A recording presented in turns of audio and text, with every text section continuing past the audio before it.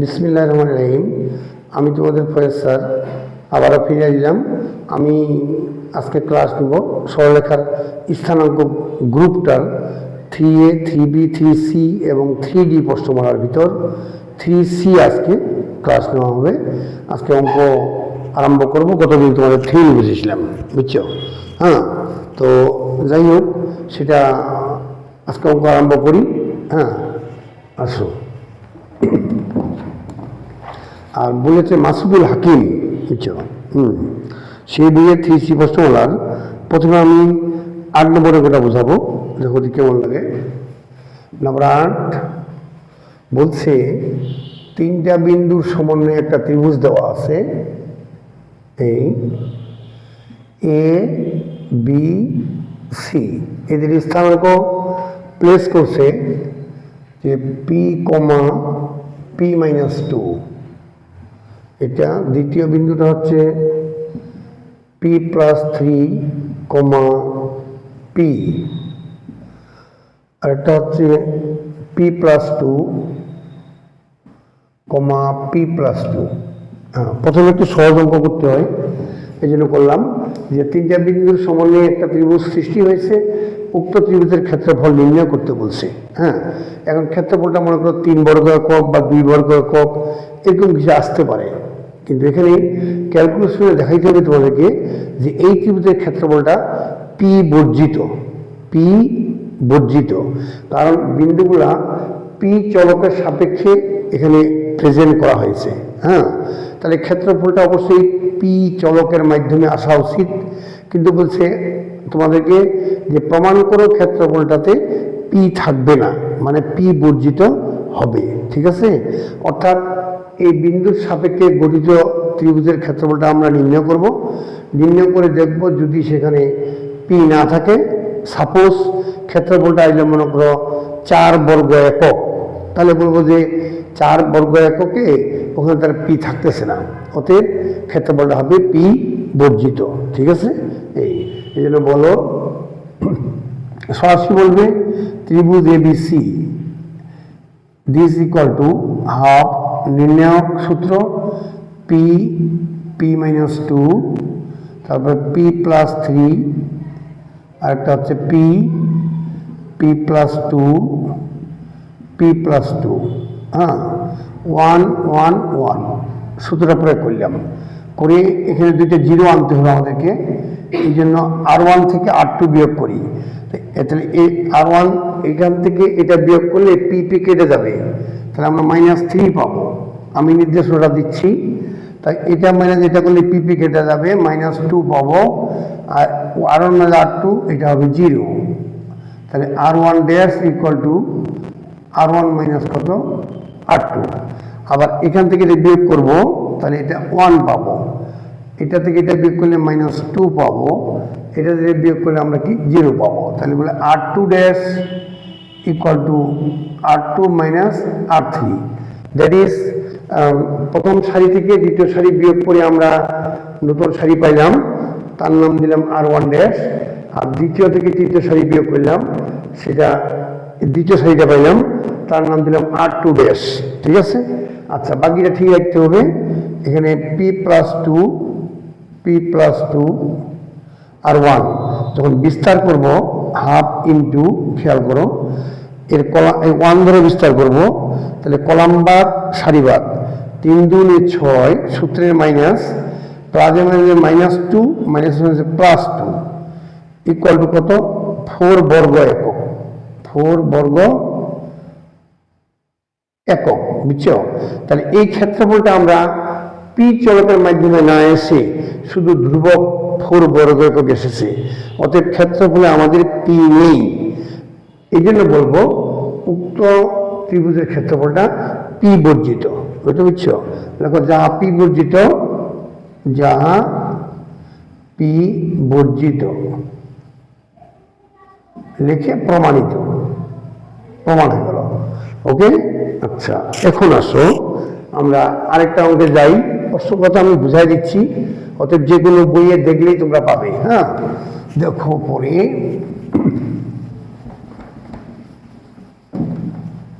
এরপর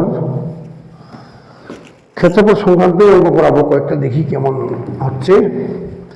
এরপর করাচ্ছি, দেখো যে নাম্বার 4 করব,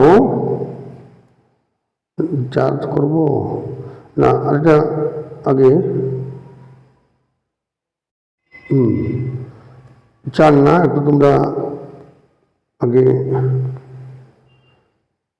করাবো।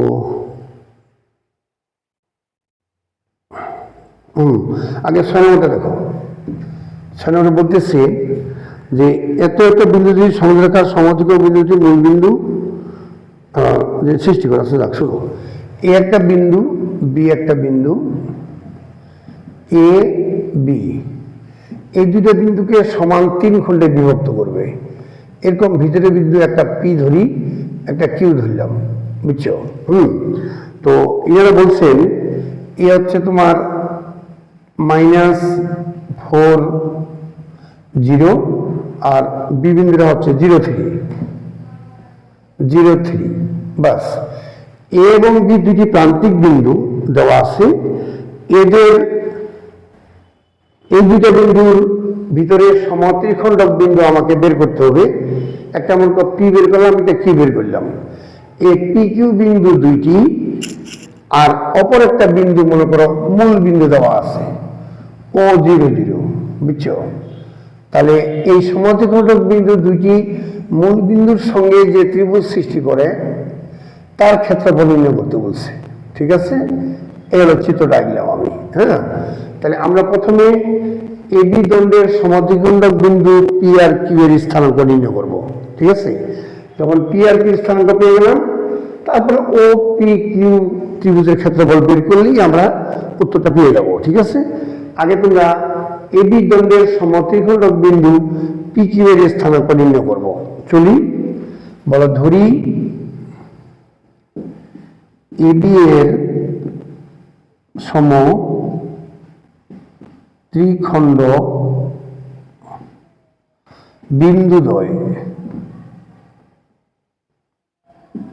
বিন্দুদ্বয় P x one y one, একটা Q x two y two. বাস, যখন আমরা সমদ্বিখণ্ডক স্বীকার করলাম তখন আমাকে বলতে হবে এপি ইস টু পিবি সমান 1:2 আর এ কিউ ইস টু কিউবি সমান 2:1। আমরা আগের প্রশ্নে এগুলো ব্যাখ্যা তোমাদের দিয়েছিলাম। বলো অতএব AP is to PB equal to 1:2 এবং A Q is to QB equal to 2:1। এটা কিউ লিখেছি আমি। ঠিক আছে, এই এ কিউ ইস টু কিউবি সমান 2:1। তাহলে পি বিন্দু বের করবো 1:2 অনুপাতে, আর কিউ বিন্দু বের করবো 2:1 অনুপাতে। হ্যাঁ, তো এখন আমরা পিটা বের করে ফেলি। দেখো, বলো অতএব P x1 y1 equal to, আমরা একবারে বের করিব, ভুজ লিখবো কমা কোটি লিখবো। ঠিক আছে, তো এখানে ভুজ লেখার সময় বলবো সূত্র m1 x2, m1 মানে 1, x2 x1 y1 x2 y2, m1 x2 plus m2 x1, x1 টা -4 বাই m1 প্লাস m2, আর কোটি হচ্ছে m1 y2, x1 y1 x2 y2, y2 is 3 plus m2 y1, y1 টা 0 বাই m1 প্লাস m2। তাহলে আমরা p পেয়ে যাচ্ছি, 1:2 অনুপাতের p পাচ্ছি আমরা। সেটা দেখো, p এটা -8 বাই 3 কমা, আর এটা 4, দ্যাট ইজ 3 বিয়োগ 3/3 মানে 1। অনেক সুন্দর। তাই পি বিন্দু পাইলাম যে -8/3 আর কোটি 1, বুঝছো? হ্যাঁ, তো একটা পাইলাম আরেকটা বিন্দু কিউ বের করা বাকি আছে আমাদের। হ্যাঁ, যখন কিউ পাবো তখন আমরা ক্ষেত্রফল বের করবো। তো এখন খেয়াল করে তোমাদের বলছিলাম যে AP/PB তোমরা 1:2 অনুপাতে বের করলে, আর AQ/QB সমান বিন্দু কিউ নির্ণয় করার সময় তোমাকে 2:1 বের করতে হবে। যেহেতু সমদ্বিখণ্ডক বিন্দু 1:2 তোমরা একটা পেয়ে গেলে, তাহলে অপর সমদ্বিখণ্ডকটা অবশ্যই PB এর মধ্যবিন্দু হবে। এই PB এর মধ্যবিন্দু বের করলে চলবে, এটা অনুপাত দিয়ে কিউ বের করার আমাদের কোনো প্রয়োজন নেই। এটা গত সমাধাতে বলছিলাম। এখন আবার QX2Y2 ইকুয়াল টু, মনে করো কিউ দিলাম, দেখিও এই দেখো x1 plus x2/2 that is -8/3 plus x2/2, আর কোটি is the 1 plus 3/2। So this point is the that is এখানে 2 কাটলে -4/3, আর কোটি আসতেছে তোমার 4/2 মানে 2। তাই এই পয়েন্টটা আসতেছে -4/3 আর কোটি 2 এই। তাহলে আমরা PQ বের করলাম। শোনো, এখন না এখানে ক্যালকুলেশন একটু মিস্টেক হতেও পারে, কিন্তু পদ্ধতি আমার ঠিক আছে। যদি কোনো ক্যালকুলেশন স্লিপ হয় তাহলে এই নিয়মে করবে, আমরা উত্তরটা মিলবে। তা আমরা উত্তর মিলাতে দেখতেছি। আচ্ছা, PQ পেয়ে গেলাম। এখন বলতে ত্রিভুজ OPQ ইকুয়াল টু হাফ, নির্ণায়ক চিহ্ন দিব 0 0, P বিন্দু -8/3 and 1, এটা -4/3 আর 2 and 1 1 1। এখানে দুইটা শূন্য যেহেতু আছে, আমাদের সারি কলামে মাইনাস করার প্রয়োজন নেই। তাহলে 0 0 1 ধরে বিস্তার করতে হবে। 1 ধরে যখন বিস্তার করবো তার কলাম বাদ তার সারি বাদ, তাহলে এখানে লিখবো হাফ ইন্টু, দেখো এটার সঙ্গে এটা গুণ, তা -16/3 এটা করলে মাইনাস হচ্ছে 4/3। দেখি ক্ষেত্রফলটা কি হয়। হাফ ইন্টু কত, আমরা 4/3 -16/3 লিখবো। লিখে এটা হিসাব করি যে হাফ ইন্টু লসাগু ইজ 3, 4 -16, এতে পাচ্ছি আমরা -12/6, তাহলে 6 × 12 -2। শুনো, যখন ক্ষেত্রফলটা আমাদের নেগেটিভ আসা শুরু করবে তখন আমাকে পরম চিহ্ন দিতে হবে, বা স্টার্টিং পরমও দিতে পারি আমরা। By the calculation this the পরম চিহ্ন, অলসো দিস পরম হিয়ার দিস দ্য পরম ইকুয়াল টু 2 বর্গ একক, কারণ ক্ষেত্রফল তো নেগেটিভ হবে না। এটা অ্যান্সার। আমি একটু উত্তরটা দেখতে যাচ্ছিলাম মিলল কিনা। নাম্বার 6 করতেছি না? হ্যাঁ, ইয়েস, হয়ে গেছে। বুঝছো? তাহলে আমার সমদ্বিখণ্ডক বিন্দু নির্ণয় করা ঠিক আছে, আমরা সঠিক রাস্তা গিয়েছি, তাই না?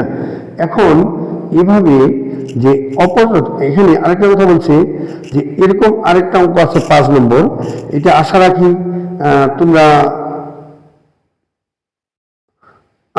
তোমরা এটা অবশ্যই পারবে। বুঝছো? আমি তোমাদের কইলাম 6 নম্বর। 5 নম্বরটা একই কথা বলছে, একটা বিন্দু 4 একটা 0 মূল বিন্দু এই রেখার সমদ্বিখণ্ডক বিন্দু দ্বয়ের সহিত যে ত্রিভুজ উৎপন্ন করে তার ক্ষেত্রফল নির্ণয় করো। কোনো এখানে কনফিউশন নেই, আশা রাখি তোমরা পারবে। তারপরে এবার আসবো আমরা 7 নম্বরে।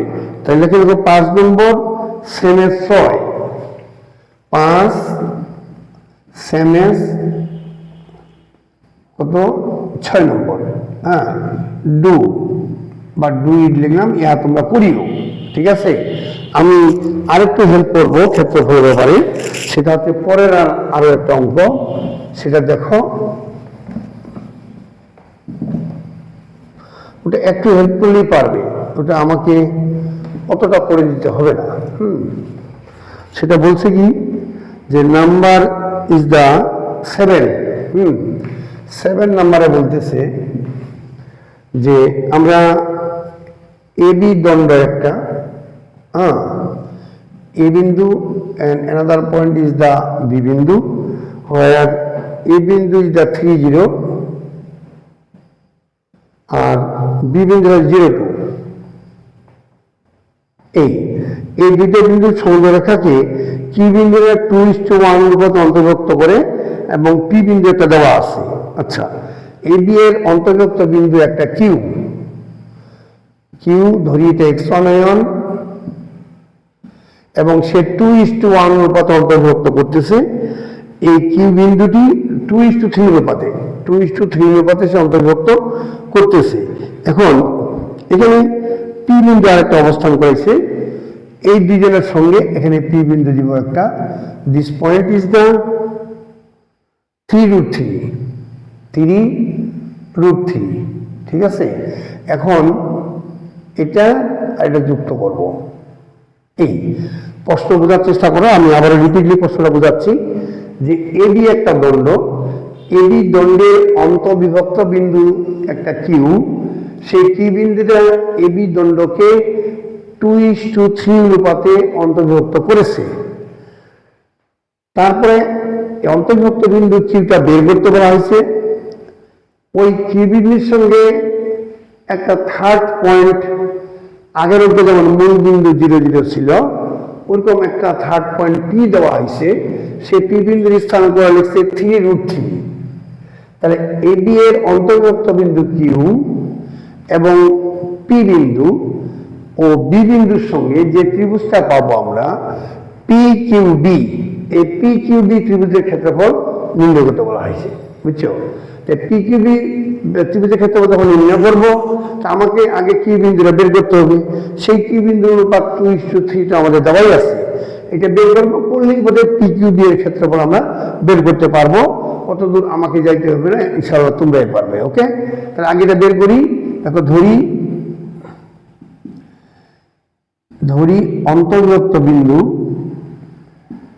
অন্তর্বিভক্ত বিন্দু কিউ x1 y1, হ্যাঁ, অতএব A Q is to Q B, equal to 2:3. This is the given ratio, এটা দেওয়া আছে আমাদের, তাই না? এখন বলুন, অতএব Q x1 y1 equal to Q, দেখো এই আমি উচ্চারণ করতেছি m1 x2, this is the x1 y1 and this is the x2 y2.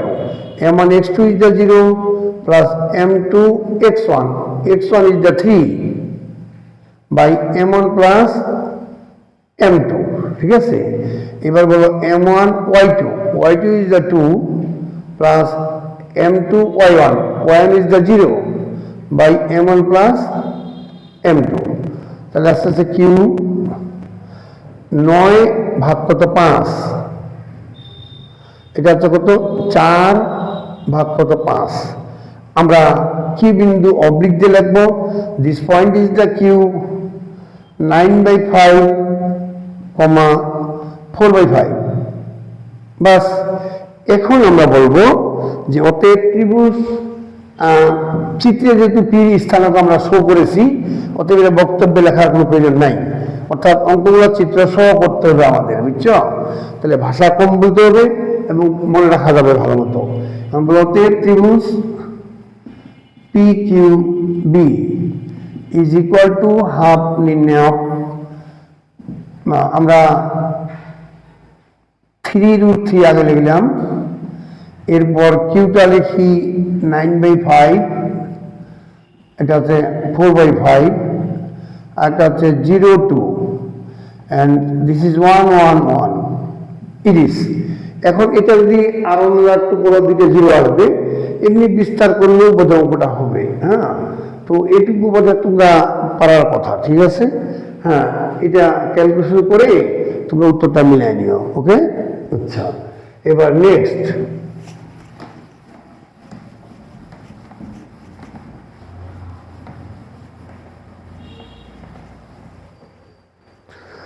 এরপর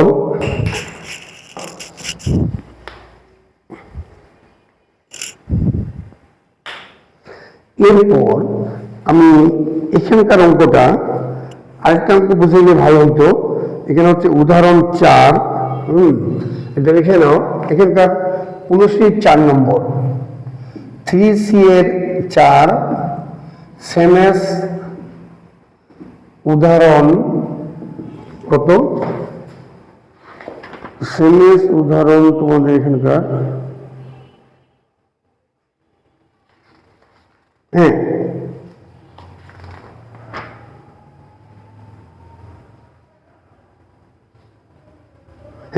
উদাহরণ 3 বুঝছো? উদাহরণ কত? 3। উদাহরণ 3। হ্যাঁ, তো উদাহরণ 3টা বুঝে নিয়ে তোমরা 4টা একটু ভালো মতো বুঝতে পারতে। তো আগে তো একটু মোটামুটি তোমার কন্ট্রোল লেভেল অঙ্ক শেখাতে হয়, এই জন্য আমি উদাহরণ 3 বুঝাবো। উদাহরণ 3 নম্বর দেখো, এখানে বলতেছে এবিসি একটা ত্রিভুজ। ত্রিভুজটা একেই ফেলি, এ বি সি, আর এখান থেকে একটা লম্ব টানবো, that is AD, that is it is কোন উচ্চতা। এবিসি ত্রিভুজের শীর্ষগুলা A5 6, বি কত -9 1, সি হচ্ছে -3 -1। ঠিক আছে? তো এখন এই ত্রিভুজের ক্ষেত্রফল নির্ণয় করতে বলছে, আমরা নির্ণয় করব। এবং এই ক্ষেত্রফলের সাহায্যে এ হতে বিসির উপর অঙ্কিত লম্বের দৈর্ঘ্য নির্ণয় করো। বলছে এই 3 বিন্দুর সমন্বয়ে ত্রিভুজ এবিসি এর ক্ষেত্রফল নির্ণয় করো। আমরা সেটা করব। করার পরে তারপর বলছে এই ক্ষেত্রফলের সাহায্যে শীর্ষ এ বিন্দুটি বিসির উপর অঙ্কিত লম্ব এডি, এডি দূরত্বটা কত সেটা তোমাকে নির্ণয় করতে বলা হয়েছে, বুঝছো? তো যাই হোক, সেটা আমরা একটু পরে বলছি। আগে ত্রিভুজটার ক্ষেত্রফলটা বের করে ফেলি। এই ত্রিভুজের ক্ষেত্রফল বের করব। বলো ত্রিভুজ, অতএব ত্রিভুজ এবিসি এটা বের করে ফেলি, ইকুয়াল টু হাফ অফ নির্ণয়, দ্যাট ইজ 5 6 -9 1 -3 -1 1 1 1। এটা এখানে আমরা R1/R2 করব হিসাবটা সহজ করার জন্য। এটা মানে যেটা করলে 14, এটা মানে করলে কত 5, এটা মানে করলে 0, that is R1 dash equal to R1/R2। এটা মাইনাস এটা করলে -6, this minus this the +2 and this the 0। তোমরা বুঝতেই পারতেছ। R2 dash equal to R2 minus R3, সারি বিয়োগ করলাম, -3 -1 and 1, তাহলে আসতেছে 1 ধরে বিস্তার করলে এটা আউট হয়ে যাচ্ছে। তা হাফ ইন্টু আসতেছে 14 × 28 মাইনাস হচ্ছে plus, it is the plus হবে 5 30। তাহলে সরি, এর ক্ষেত্রফলটা পাচ্ছি হাফ ইন্টু 58 58, তাহলে 29 বর্গ একক, 29 বর্গ একক। It is the answer, that is ত্রিভুজ এবিসির ক্ষেত্রফল কত বলেন? 29 বর্গ একক। এর ঝামেলা শেষ। এরপর পরের প্রশ্ন আসতেছে যে এ হতে বিসির উপর অঙ্কিত লম্ব এডি যদি আমরা আঁকি, তাহলে এডি দূরত্বটা কত? তা আমরা এটা পেয়ে গেলাম। এখন বলো ধরি এডি লম্ব বিসি, এডিটা বিসির উপর লম্ব। তো একটা ত্রিভুজের যখন উচ্চতা দেওয়া থাকবে, ভূমি দেওয়া থাকবে, তখন ওনার ক্ষেত্রফল হাফ ভূমি উচ্চতা হিসাবে আমরা করতে পারি, তাই না? এখন বলো অতএব ত্রিভুজ এবিসি ইকুয়াল টু হাফ ভূমি বিসি, উচ্চতা হচ্ছে এডি, তাহলে হাফ ইন্টু বিসি, দুইটি বিন্দু দৈর্ঘ্য নির্ণয় গুণন এডি। তো x1 minus x2 whole square, that is -9 + 3 whole square হবে, +1 + 1 1 + 1 তারপর whole square, equal to half into this is the 36 আর 4 40 রুট 40 কে আমরা বলবো 2 স্কয়ার ইন্টু 10 লিখতে পারি, গুণন কত এডি দিলাম। এখন আমরা দেখব যে এটা কত আসতেছে, হাফ ইন্টু 2 ইন্টু রুট 10 এডি, তাহলে রুট 10 এডি এত বর্গ একক। শুনো, এখন একই ত্রিভুজের ক্ষেত্রফল একবার আমরা কি করলাম, বিন্দুর সাপেক্ষে বের করলাম, সেটা হলো 29 বর্গ একক। আর ওই ত্রিভুজের ক্ষেত্রফল আমরা আরেকটা নিয়মে করলাম, সেটা হাফ ভূমি গুণন উচ্চতার নিয়মে। ঠিক আছে, তো ত্রিভুজটা আমাদের একটাই, তো ক্ষেত্রফল একটাই হবে না, এই জন্য এই ক্ষেত্রফল সমান এই ক্ষেত্রফল বলবো, বলে ক্যালকুলেশন করলেই আমরা এডি দূরত্ব অলরেডি পেয়ে যাবো, বুঝছো।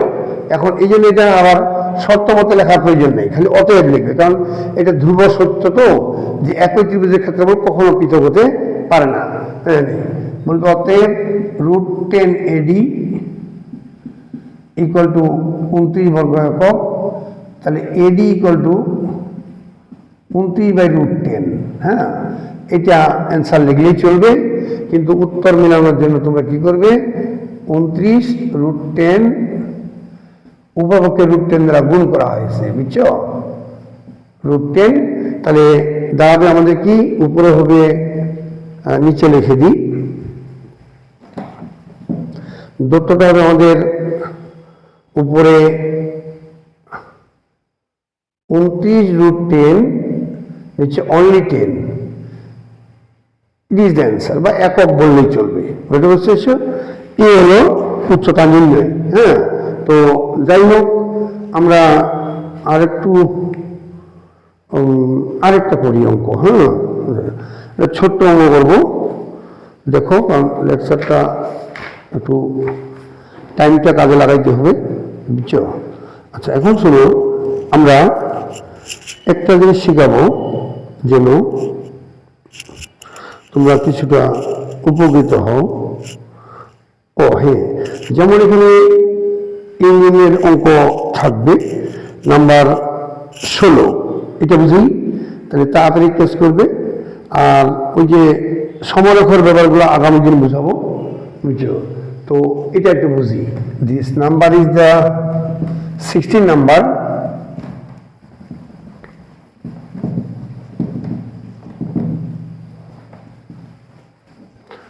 ষোলো নম্বরে বলছে 16 যে একটা ত্রিভুজ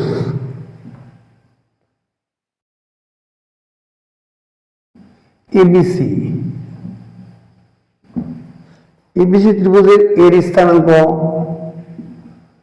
XY, বি আসতেছে আমাদের 2 - 4, সি বিন্দু আসতেছে -3 আর 3। ঠিক আছে, এখন এই ত্রিভুজের ক্ষেত্রফল তোমাদের 9 বর্গ একক। ওরা বলে দিয়েছেন যে বিন্দুর সমন্বয়ে গঠিত ত্রিভুজের ক্ষেত্রফলটা যদি 9 বর্গ একক হয়, তাহলে প্রমাণ করো this equal to this and this equal to this, বুঝছো। ঠিক, কিন্তু প্রশ্নই আসে না, বলবো যে শর্ত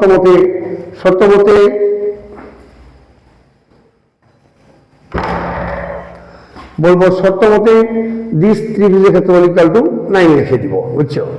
বলবে শর্ত মতে, চিত্রটা দিয়েছি, শর্ত মতে হাফ নির্ণায়ক ত্রিভুজ ক্ষেত্রফল দিতে x আর y 2 - 4 -3 আর 3 1 1 1 d ইকুয়াল টু +-9, আর কোনো কাজ নাই, বুঝছো। আচ্ছা শুনো, একটা ত্রিভুজের ক্ষেত্রফল কখনো নেগেটিভ হতে পারে না, তারপরে আমি প্লাস মাইনাসটা দিলাম। এর যুক্তিটা বুঝেই, যে একটা ত্রিভুজের ক্ষেত্রফল বাই দ্য ক্যালকুলেশনে যখন নেগেটিভ পেয়ে যাবে এবং উত্তরে তোমার খালি ক্ষেত্রফলটা চাবে, তখন সেই ক্ষেত্রে পরম চিহ্ন দিয়ে তাকে তোমাকে প্লাস করতেই হবে। কিন্তু এখানে প্রমাণ করতে বলছে দুইটা ইকুয়েশন, বুঝছো, এই জন্য আমাকে প্লাস মাইনাস দিতে হয়েছে, কারণ দিস ইকুয়াল টু দিস যখন আমি বলবো, তখন খেয়াল করো এক্স আর ওয়াই মান এমনও হলো যে বাম পাশের ক্যালকুলেশনটা নেগেটিভ চলে এলো, বুঝছো? কথার কথা তোমার কাছে -x+3y -6 = 0 একটা সমীকরণ আইলো, বুঝছো? তো সামনে মাইনাসটাকে যদি আমি আউট করতে যাই বা এখানে ইকুয়াল টু মনে করো পি দিলাম, বুঝছো? এই পাশে তুমি নেগেটিভ রাখতে চাচ্ছ না, কারণ এখানে তো একটা পিওর ইকুয়েশন, এটা একটা পিওর সমীকরণ, বুঝছো? পিওর সমীকরণে যদি মাইনাস দ্বারা গুণ করো বা প্লাস দ্বারা গুণ করো, তো এই প্রভাবটা তো ডান পাশেও পড়বে, তাই না? এরকম ত্রিভুজের ক্ষেত্রে বল বাম পাশে বাইরে ক্যালকুলেশনে নেগেটিভ ক্যালকুলেশন আসতেও পারে, তখন ওই মাইনাসটাকে আমরা ডানে পাঠানোর চেষ্টা করবো, তখন এই ডানে জায়গাটা চিহ্নটা প্রভাব পড়বে না, প্লাসটা মাইনাস হয়ে যাবে, বুঝছো? এই জন্য এটা দেখো যে x - 3y + 6 তোমাকে অবশ্যই -p লিখতে হবে, বুঝছো? কারণ এটি মানে ত্রিভুজের ক্ষেত্রফলটাকে নিয়ে তোমরা একটা সমীকরণ সৃষ্টি করতেছো, যে সমীকরণের বৈশিষ্ট্য আমাদেরকে মানতে হবে না, যে পাশে মাইনাস থাকলে ও পাশে প্লাস করতে পারি, প্লাস দ্বারা গুণ করলে ও পাশে মাইনাস হয়ে যাবে, ইত্যাদি ইত্যাদি। এই জন্য এটিটা সমীকরণ, হ্যাঁ। আর যদিও উভয়পক্ষে ক্ষেত্রফল ব্যাপারে বলা হয়েছে, কিন্তু সমীকরণের বৈশিষ্ট্য মোতাবেক আমরা এই পাশে যে মাইনাস আসে সেই মাইনাসটা ডানে রেফার করতে যাব, তখন এই মাইনাসটা আমাদের থেকেই যাবে, বুঝছো? আর পিওর ক্ষেত্রফল যখন বের করতে বলতো তখন এই সাইডে আমরা লিখতাম না, খালি এর ক্ষেত্রফল নেগেটিভ আসলেও আমরা পরম চিহ্ন দিয়ে প্লাস লিখতাম, ওকে? আচ্ছা, এই জন্য আমাকে মাইনাসটা প্রভাব পাশে ফেলতেই হচ্ছে, ঠিক আছে? এই জন্য আমরা পাশে কি দিলাম, প্লাস মাইনাস দিলাম, এবং মানে লেখকরা প্রমাণটাও ওইভাবে চেয়েছেন। আচ্ছা, গুণ করি, অর নির্ণয় of xy, that is 2 - 4 - 3 3 and 1 1 1 = +- 9 × 18, ঠিক আছে? এখন আমি এটা ক্যালকুলেশন শুরু করবো। দেখো প্রমাণটা দেখা দিব, বা আশা রাখি তোমরাই প্রমাণটা করতে পারবে, তা একটু এগিয়ে নিয়ে যাই। সেটা হচ্ছে কত, অর x - 2 একটা, আর y + 4, তারপর একটা 0, আর দিস মানে 5 হবে এখানে, এটা আমার এটা করলে -7 হবে, এটা করলে 0 হবে, হ্যাঁ। তারপরে -3 3 দিস দ্য 1 = +- কত, 9 × 18 দিলাম, ঠিক আছে? আর নির্দেশনাটা লিখি, r1' = r1 - r2 and r2' তোমরা r2 - r3, বুঝছো? হয়ে গেল। এখন আমরা এই 1 ধরে বিস্তার করবো, করলে দেখো -7 × x - 2, আরেকটা হচ্ছে -5 × y + 4 = +- কত, 18, ঠিক আছে? এখন আমরা এখানে এই মাইনাসটা গুণ করে দিব, 7 × x - 2 + 5 × y + 4 = এই পাশে গুণ করলে ওই +- থেকে যাবে, 18 হবে, হ্যাঁ। এখন দেখো আমরা 11তে বুঝিয়েছি, দেখো যে 7 × x - 2, গুণ করি, 7x - 14 + 10y + 20 = +- কত, 18। তাহলে 7x + 10y + কত 6 = +- কত, 18। শুনো, একবার লিখবে তোমরা যে 7x + 10y + 6 = কত, 18, এটা বলে প্লাস ধরে একটা প্রমাণ পাবে, লিখে দিবে, আর মাইনাস ধরে বলবে একটা প্রমাণ, যে 7x + 10y + 6 = কত, -18, বুঝছো? তো দুইটা প্রমাণ অলরেডি চলে আসবে, ডু করে দিলাম, ওকে, বুঝছো? তো যাই হোক, এখন প্রশ্ন হচ্ছে যে 7x + 10y প্লাস